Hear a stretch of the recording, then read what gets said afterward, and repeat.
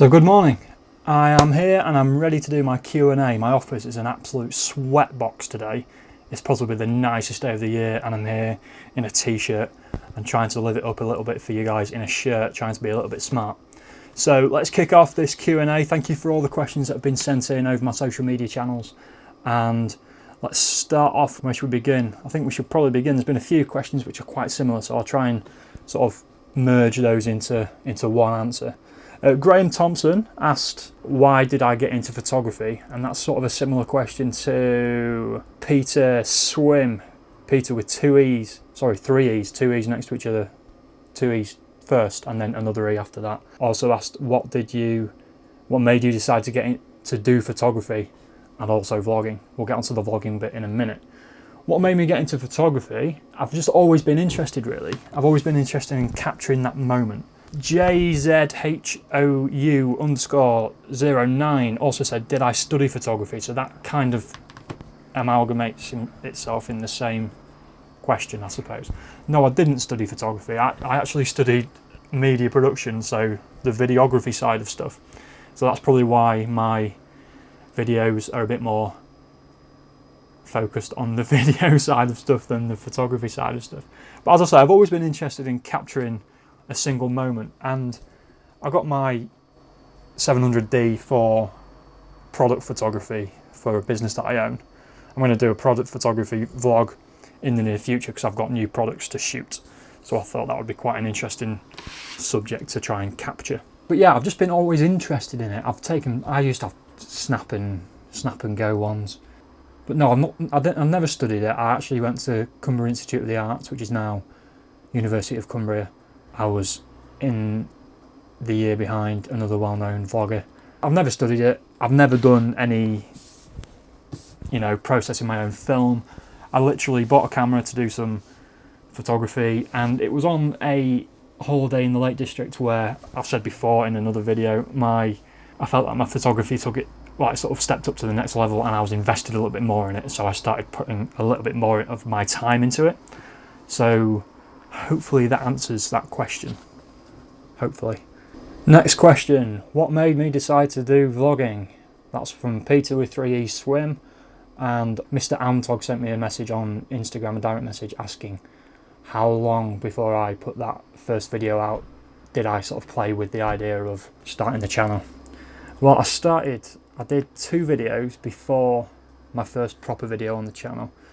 Both of them had massive audio issues, so I just scrapped them, but I did use the video footage in my channel trailer, and I'll put the link up here. The channel trailer, it was good, and I need to develop that, but I did learn things from those 2 videos. I learned about audio issues, and I also learned that it takes a little bit more time than you imagine to create a vlog. There's all the behind the scenes stuff, there's a little bit of preparation. I can just go out and film a vlog, but it's getting all your gear sorted, it's finding that location, that interesting location, finding the shots there, tying it all together, juggling lots of things whilst you're doing it. So I learnt loads of lessons from doing that. So yeah, it took 2 takes, I suppose, because it took 2 fails before I put up the first video, and the first video was a bit of a fail because it was cold and some of my equipment didn't work and I had issues. But every video I've learned from, which is definitely a good thing. And why did I decide to do it? Well, I actually spoke to that well-known vlogger, and he put a question out, not so much of a question, just a statement saying, why not give vlogging a try if you want to do it? So I did, and here we are. Thank you for that question. Where can I go from here? Nightwolf 1979, thank you for your question. Do you do photography for money, or do you hope/plan to in the future? I have a day job. I have a couple of day jobs, a couple of little projects on the go. This is not currently making money. I have kept my YouTube channel ad-free because I want people to enjoy the content without having to sit through ads. Everyone hates ads, but there is a purpose for ads as well, because advertisement is a good thing and you can make money from it. I'm not saying that I'll never monetize my channel. It is there and I can click a button to monetize it. I'd rather sell some prints I have looked into selling prints. I need to find a really nice printer who can offer and deliver the quality that I want for my photography. But yeah, do let me know if you would be interested in prints, because it's something I'm toying with. I've also toyed with the idea of a calendar, but I've got a folder on my computer where everything's possible December, possible January pictures. I'd have to get that printed and ready to go by September, I think. So I had October, November, December to sell it. So again, let me know if you would be interested in that, because it's something I am toying around with. Maybe not this year, maybe this year, but maybe not this year, maybe next year.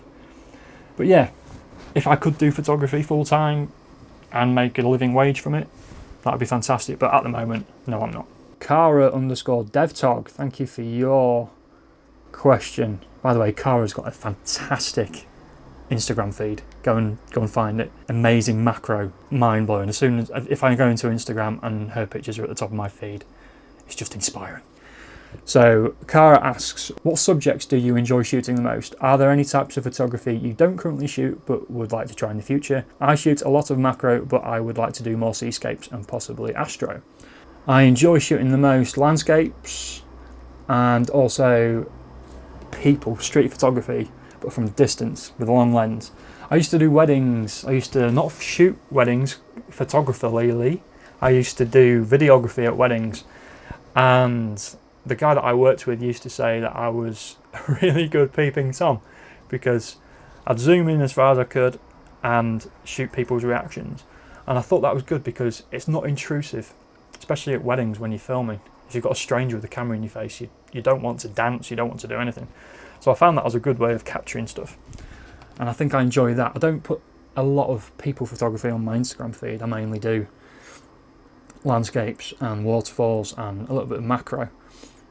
But I wouldn't mind doing a bit of astro. I don't know if my camera is good enough. I don't know if I fancy the late nights, because I've got 2 young kids and early mornings come after late nights. I don't know, astros would be quite good. Seascapes, I agree with Cara, I'd love to get seascapes, but the ocean on this side of the country where I am, when it's out, it's always really far out, and I've never visited yet when it's been in. I need to look at the tide times a little bit more, keep my eye on them, and head to the coast when it's in, and I don't have to walk miles to find the sea. I wouldn't mind. I'm a bit dubious about intentional camera movement. There is a place for it, I think. I'm not sure whether I'll ever give it a go, because sometimes I look at it and think I'd rather see a nice sharp image of what you've just captured, but it is another arty side of photography. So maybe a bit of that one day. More macro as well, obviously inspired by Cara because she's a fantastic macro photographer, and my macro video previously did get a lot of views, so I would like to do a bit more of that. Let me know if there's an area of photography that you'd like me to try, if I haven't already, and I'll give it a go. I'm always good at failing, so we'll see what happens. Thank you for that one. JZHOU_09. Oh, we've asked 2 questions, thank you. Asked, who is your favourite photographer and why? I don't have that photography background. I have a few photography books, but I don't have like a, like an inspirational, famous photographer. I could quite easily say, oh, Ansel Adams is fantastic and he's got all these quotes about photography, blah, blah, blah.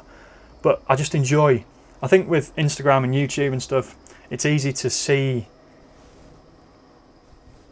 amateur photography and people out there giving it a go. That's what I enjoy. That's what I enjoy being part of, that community, that YouTube and Instagram and Facebook community where we can all encourage one another. So I wouldn't say I've got a favourite photographer, but I enjoy this modern trend of photography and how everyone's giving stuff a go, which is good. Thank you for that question. Chris Hopkins_photo on Instagram. Thank you for your question. What area/type of photography do you find most difficult and why? I.e. wedding, event, landscape, sport, etc. I think I find every aspect of photography hard. I'm always coming up with challenges, as you'll see on the vlog. It's never easy. I've never really had a day when I've gone out and said, I've captured these images and it was an easy day. There's always challenges in every part of it. Whether it's something to do with equipment malfunction or just feeling guilty for not being with the family, taking time out and spending 3 hours on an evening on a beach trying to capture a sunset rather than sitting on the sofa with my wife. There's always that aspect of it. I don't like wedding photography. When I did wedding videography, I had a bit of a run-in with a photographer who was an absolute moron. So that kind of put me off wedding photographers a little bit. Not that they're all like that at all, because we had a fantastic wedding photographer at our wedding. But I wouldn't want to capture weddings. I don't do wedding videography anymore either, because I found it too stressful, and there's a lot of pressure on you to get the shots. Yeah, I don't need that stress in my life. Landscapes and people photography, that's my favourite, I think. But I would like to explore other aspects of it. But yeah, as I say, every part of photography, type of photography, is difficult, because I feel like I'm forever learning about it. D.M.Grant on Instagram sent me a direct message saying, "Hi Joseph, do you use filters to achieve the minimalist look?" I don't use that many filters. I have a polarizer, which I hardly ever use because it's not a very good quality one. I have a 10-stop, as you'll see me bang on about on every video I get the 10-stop out. And I also have another filter. I'm not sure what it is. It might be another ND Grad, but I'm not sure. It's not very good. So I don't use that many filters. I also don't do that much post-production on my photos. Most of what you see is direct out the camera. Occasionally I'll turn it to black and white, or occasionally I'll lighten it up a little bit if it's not quite bright enough. But most of what you see is direct out the camera. So no, in reply to your question, I don't use that many filters. And when I do, it's usually my 10-stop. Now I've got a new lens, which I'll be doing a new video about.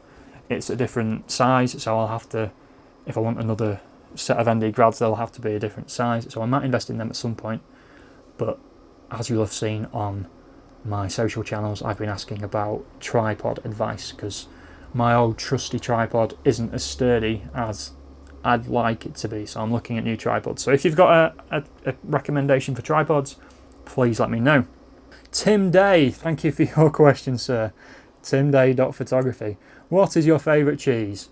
Open brackets. You said anything. Close brackets. Well, you're talking to a Yorkshireman about cheese. So as much as I've really got into brie lately. I think summer brings brie into my life. Brie on crackers, fantastic. Brie on a rosemary cracker, actually. But as a Yorkshireman, it's got to be Wensleydale. Proper, crumbly, creamy Wensleydale. Thanks, Tim. My mate Dean, you won't have a clue what this means, but my mate Dean said, "Who is better, Coma or the Wolf?" You won't have a clue what this means, but it's the Wolf. And I think that is it. So hopefully that gives you a little bit of insight into me, and hopefully my replies are okay. If you want any more insightful replies, please send me a direct message and I'll try a little bit harder to put it into words without rambling on about cheese. So thanks for watching. I will be back again soon with another vlog. Take care and see you soon.